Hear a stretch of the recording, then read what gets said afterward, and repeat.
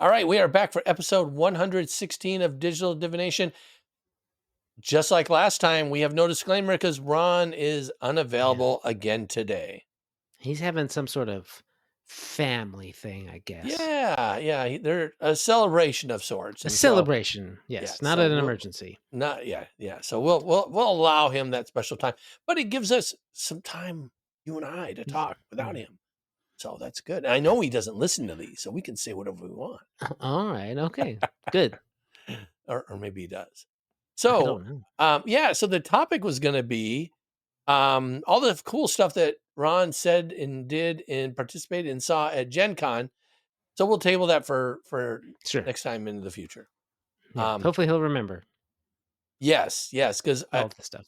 I heard. So Ron actually fell ill to this, but like 40% of Gulp. I heard 40% of people from some company ended up with some crud from Gen Con. And I'm not going to say which companies in particular, but I heard a lot of people got it. At least it wasn't 40% of Gen Con. No. Because that would be 20,000 people or something like that.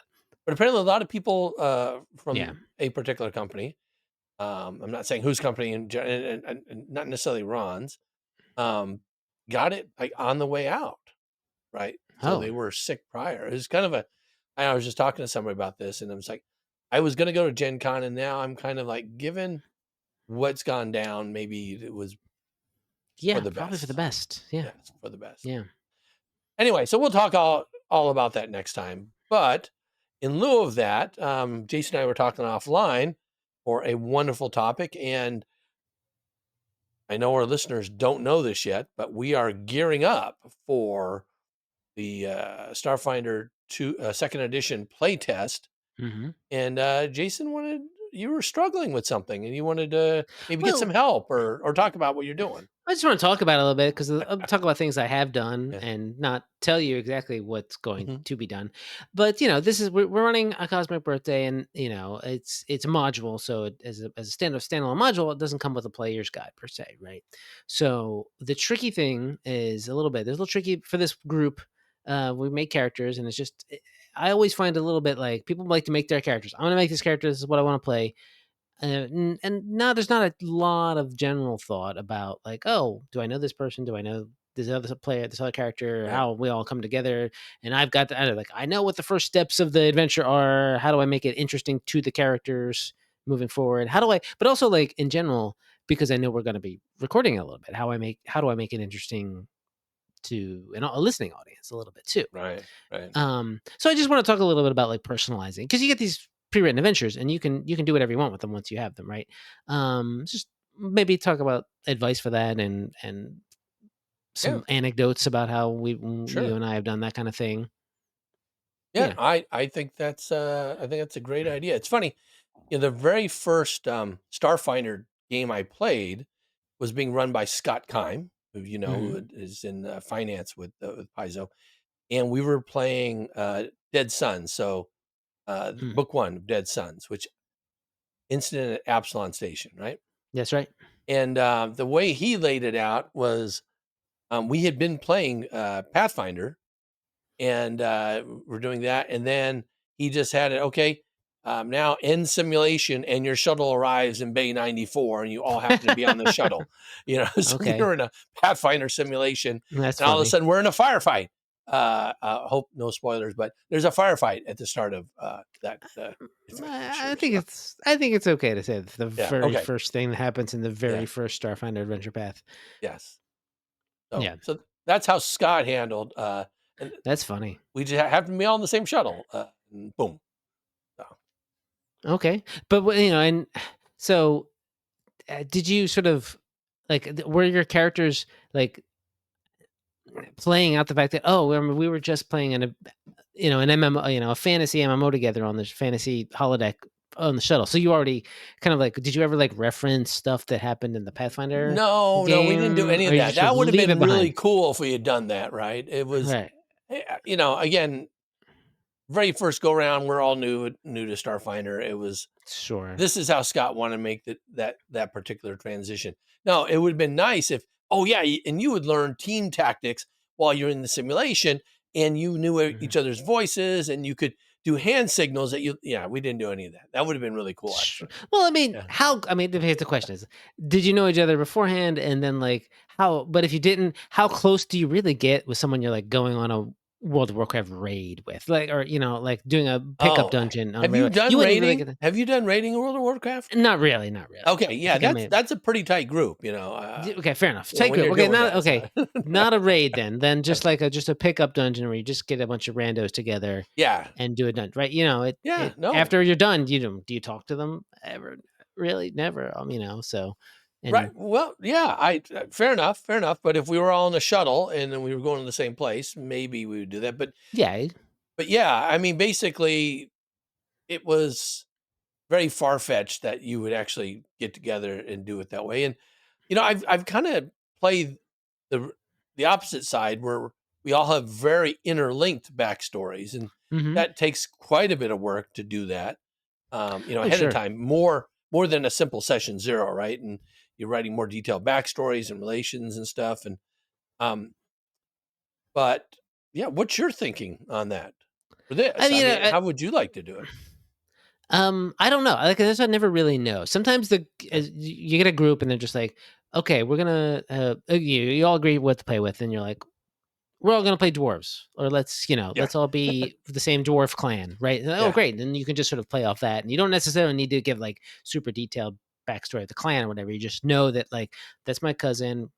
We're brothers, or that kind of stuff.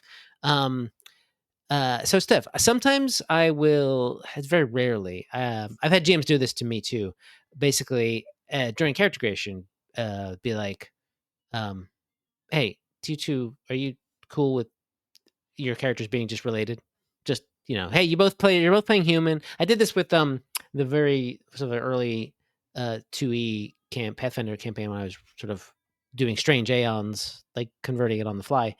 um the two players picked human and they also picked the same heritage, which doesn't really mean anything for humans, but they picked the same right, heritage, and I was like, you should be brother and sister.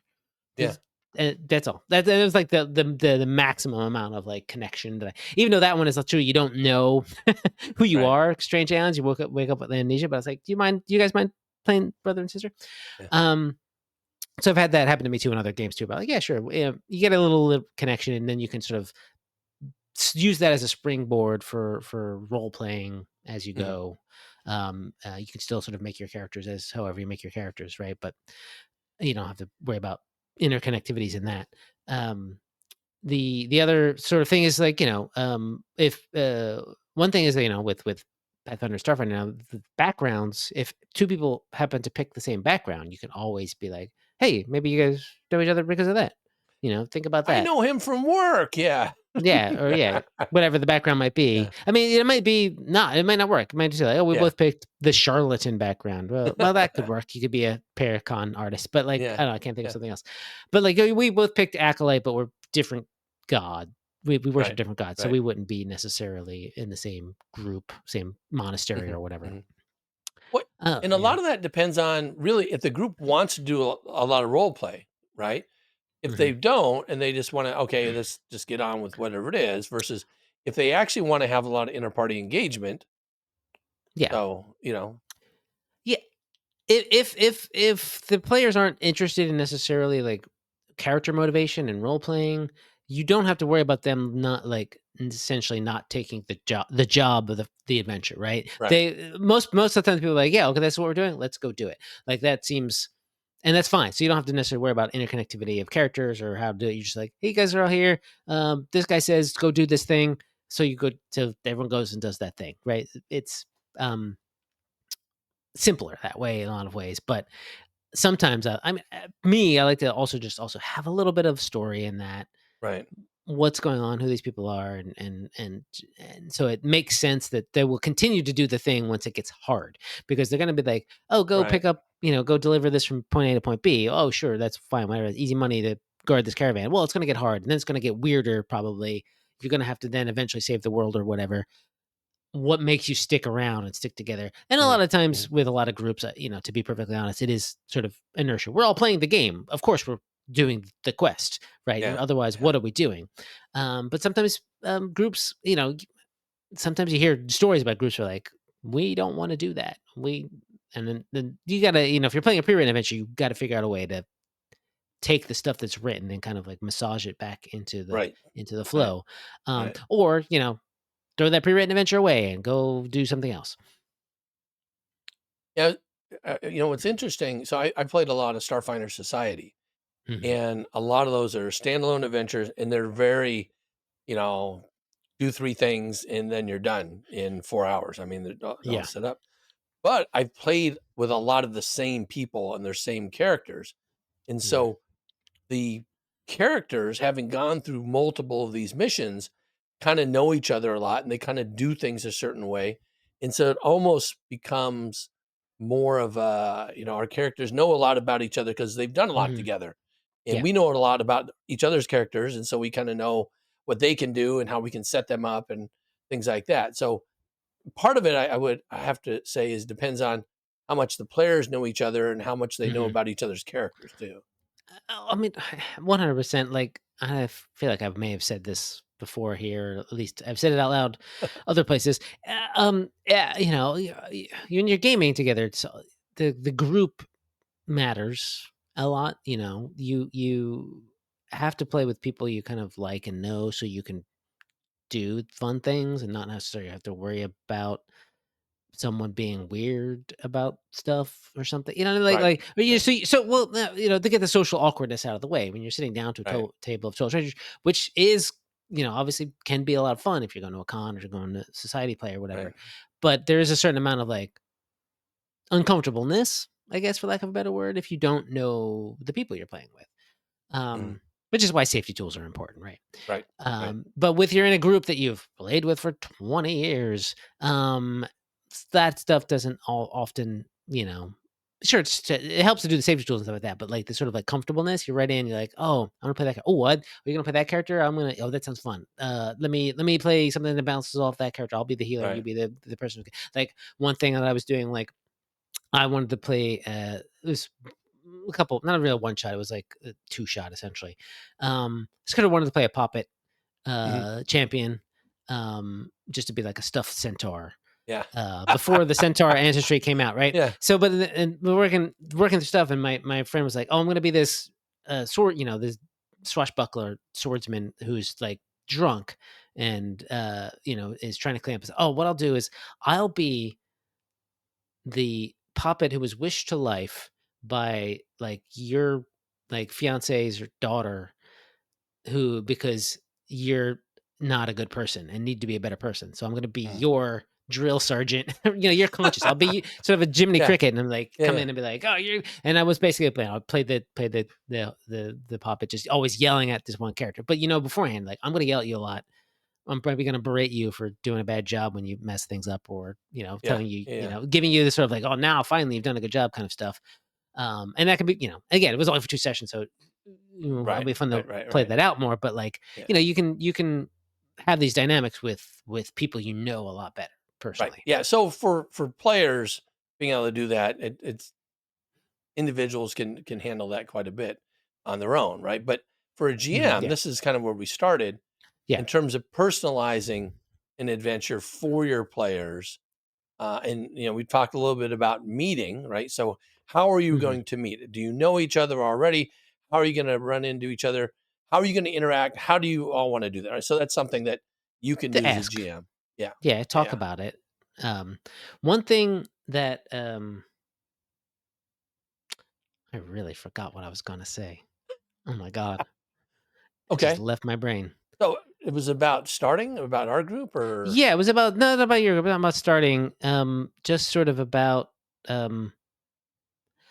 My mind has gone completely blank, that's John. This fine. is How about I'll you pick say up? How's you that? say a few things and I'll think I'll about say it. something. All right. So, when Jason brought up this topic, it reminded me of a session I was running a couple weeks ago. I'm running Fists of the Ruby Phoenix, and for those who don't know, it's like it's a big battle royale and a whole bunch of different battles and things that you're going Yeah. through. And we're just almost done with the first book, right? So we're Great. doing a lot of stuff there.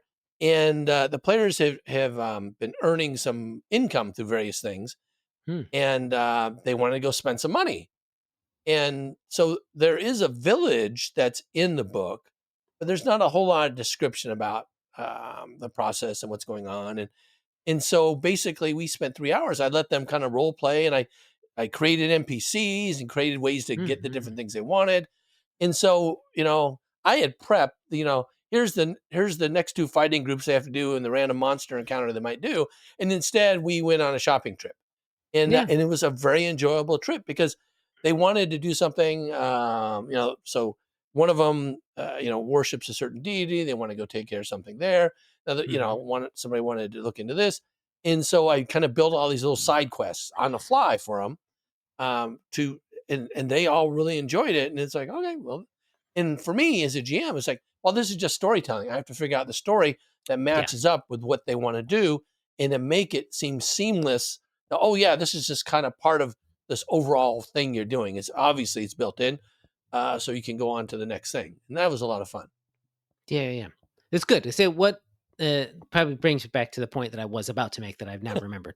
Okay. Um, you've read the adventure beforehand. Yeah, obviously, you're reading the adventure. This is all going to be sort of obvious advice too, but you're reading the adventure beforehand to sort of prep it, right? And then say you're coming into a session where like coming into session 0 and people are making characters. Once everyone has made their characters and talked maybe a little bit about the relationships or whatever, for me, what I say is read the adventure again.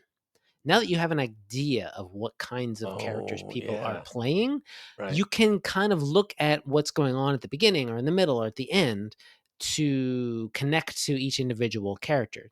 And so there is that'll allow you to sort of foreshadow things that are Right. coming up, or sort of say you've got to tie to this village. Maybe beforehand, you knew about this village, and someone says, "Well, maybe I'm from there." Earlier on, now you're there. You'd be like, "Oh yeah, you know where to go because you've already said that you're from this village." Or maybe you knew the name of the village, and people are like, "I don't know where I'm from," and you say, "Well, maybe you could just suggest the name of this village that they will happen to go to later on, right?" And that'll tie things in a little more, right? That'll be the personalization that'll help. Like playing through or starting abomination vaults, right? I'm like, well, Right. who wants to be from Otari, Right. right? You Right. how long lived here, and then every time they go back to Otari, they can be like, oh yeah, they can ask basically, like, do I know where there's a tavern or a shop or whatever? Oh, of course you do. You're an old friend with this person. You can have that sort of like semi in media res kind of conversation. No, it's a conversation, not exactly in media res, but just sort of a conversation with a shopkeep that was like,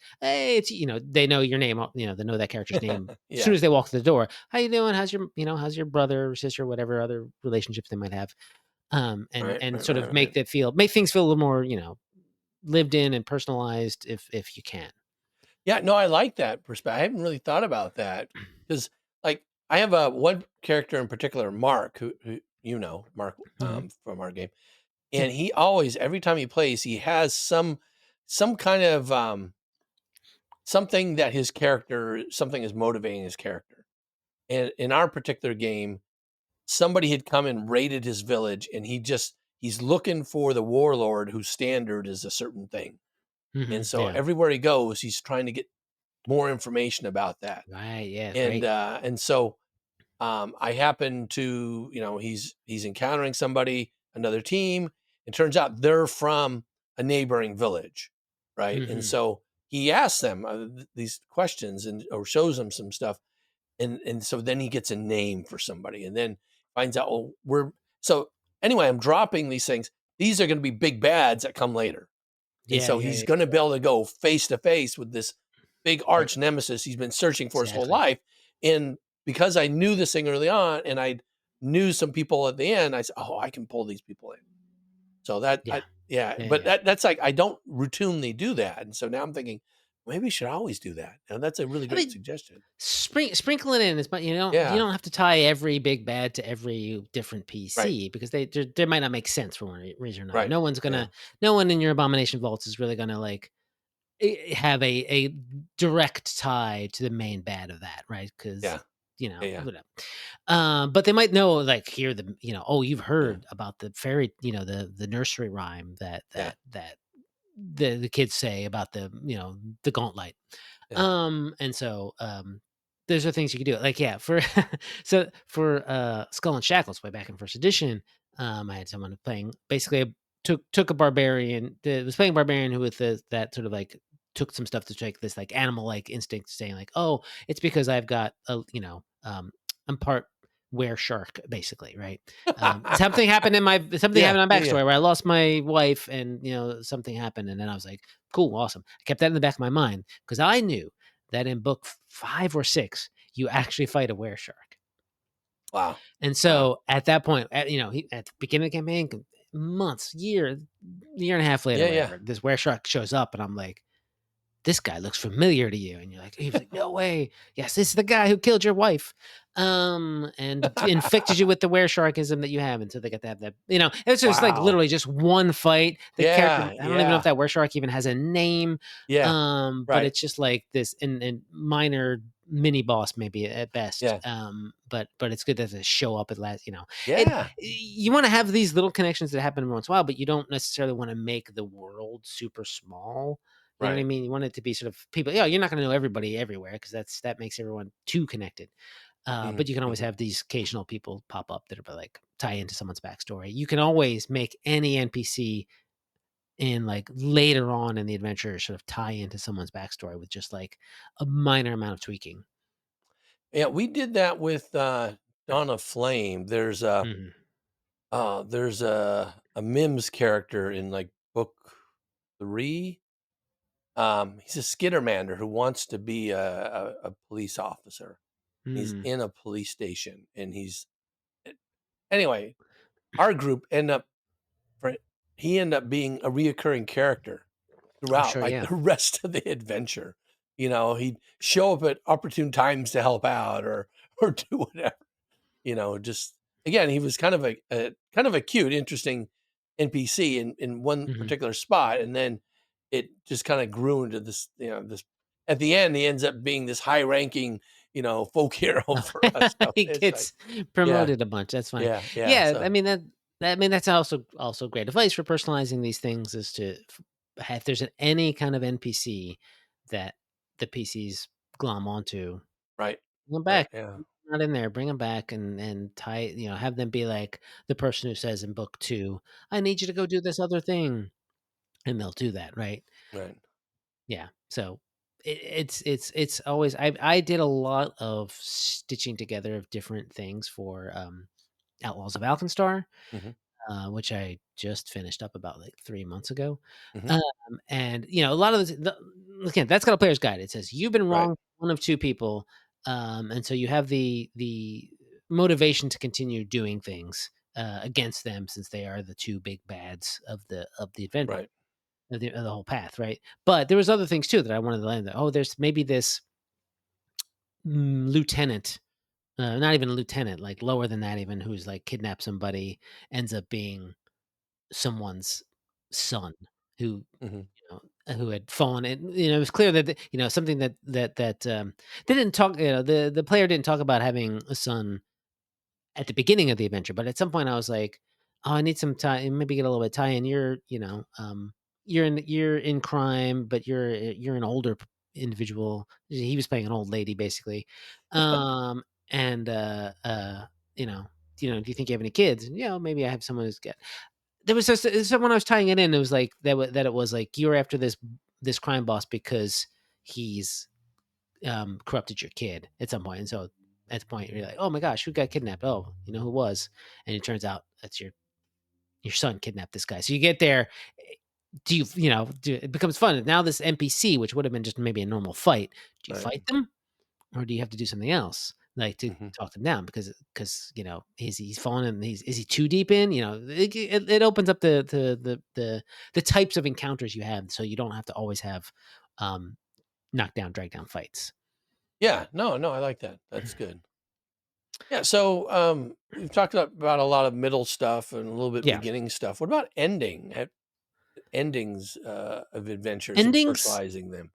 Well, what I like to do with endings, Mhm. normally you'll fight the big bad and whatever, and then you'll have that climactic encounter and whatever you need to do to save the world or whatever. But I always like to just sort of, after that's done, talk about what happens after that, Mhm. and have everybody be like, "What happens to your character when this is all done?" You know? Maybe we see some epilogues basically Mhm. of what you're doing. "Oh, you're teaching at this university. Great, cool. What does that look like?" Just to sort of like a real wind down for the campaign too, so people can see like, "Oh, these characters, assuming you're not gonna take them on another adventure path, and then maybe even if you are, have some sort of, like, happy ending, or at least some sort of ending, some sort of Oh, character interesting. Yeah, defining so ending, but yeah, we happened to experience that. So we wrapped up our Scum and Villainy yeah, campaign, yeah, Intrepid Scoundrels, and that's exactly what you did. You went through I with everybody. Yeah, yeah. I wanna know what I mean, granted, like, so I do like to think about adventure paths or just running games, a little bit like movies, a little bit like, or like Hmm. TV shows, and you don't always get those sorts of things in movies and TV shows. You don't get an epilogue of them, but sometimes you do. Right, Like, sometimes you'll see a TV show that's like, oh, the whatever, the main arc of the story wraps up, and then it'll be like 5 years later, and you right. get to see people doing things or whatever, or, yeah, now I've had a kid or what, stuff like that. Um, I think it helps people sort of like, 'cause this is the end of the Yeah, you're you get probably not gonna be closure. playing this Yeah, character. You get some closure. You're not gonna be playing this character anymore. It helps you say goodbye to the character a little bit. yeah, Sort of leaving them in a way that there's either they're continuing to just sort of be scoundrels and go on adventures. Always my favorite kind of ending is a non-ending of like, "Oh, yeah, keeps happening, but we don't see it." yeah. Or they get, their happy ending of like, oh, they've retired and they have a family, or they've got all their money and they're just living the good life on the beach somewhere, or Hmm. they've Hmm. got finally became mayor again or something. Yes, yeah. No Yeah. spoilers. No spoilers here, No, right? sorry. Yeah, It's okay. I Yeah, don't know the it's Hilton. interesting. I'm thinking. So for some of our adventures, like in when we're running Starfinder, we'd go through. A lot of them were 1 through 12, right? So a lot of the Yeah. adventure paths. In one, we went from there to Devastation Arc, Hmm. and several people carried forward their characters Yeah. from going from Dawn of Flame into Devastation Arc, and so it was kind of a continuum there. And then, but some people changed things up a little bit too, Sure. Yeah. so introduced new ones there. But for the people that carried them all the way through, it's kind of neat to see, like one of them again, Mark's builds in these storylines and stuff.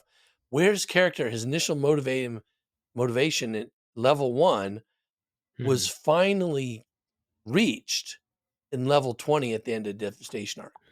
And so that, Wow. I mean, that, and so you're talking, that's like 4 years, of Sure. playing Yeah. to get all the way through that and it's all recorded if anybody wants to go listen to it all. But, yeah, so that was kind of cool, to, to see the whole arc like that.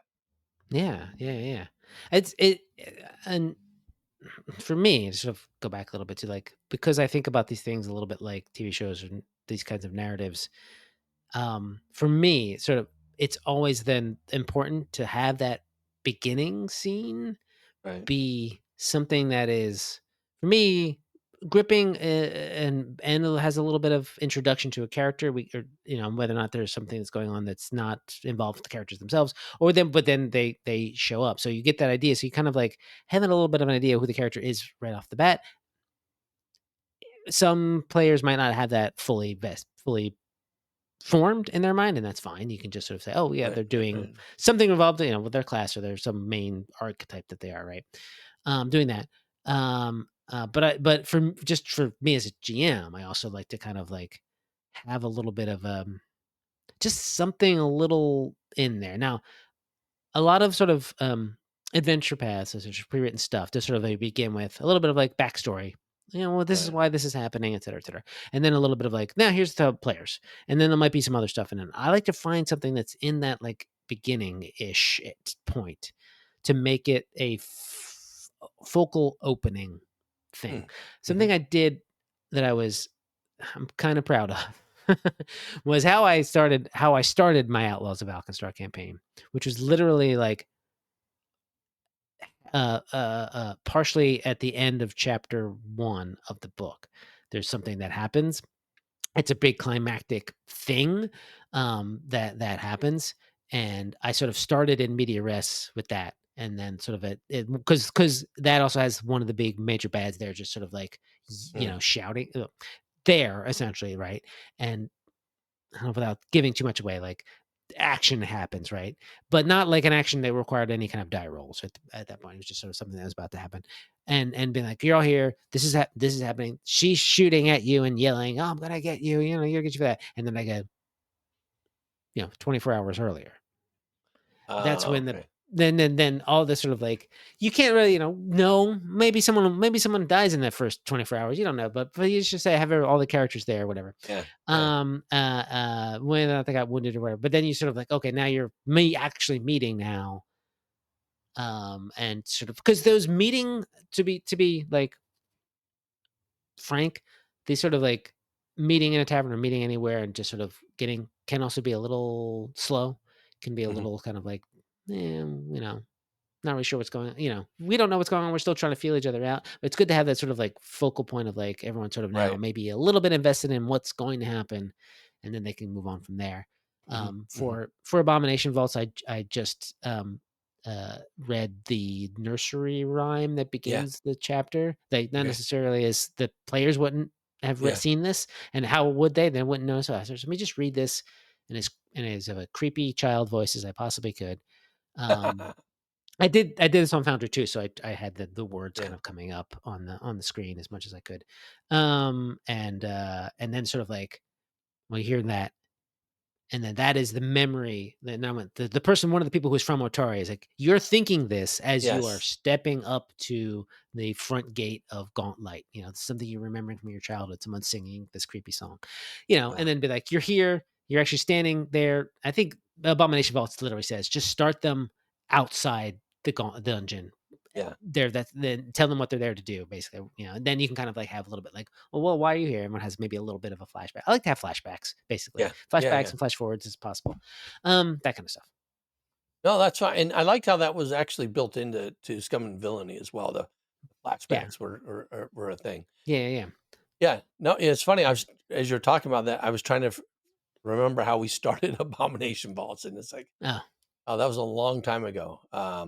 Yeah. But yeah, I just remember like the first critters that you encounter there, and I don't remember. Hmm. Yeah. Yeah. That was also a weird beginning. Yeah.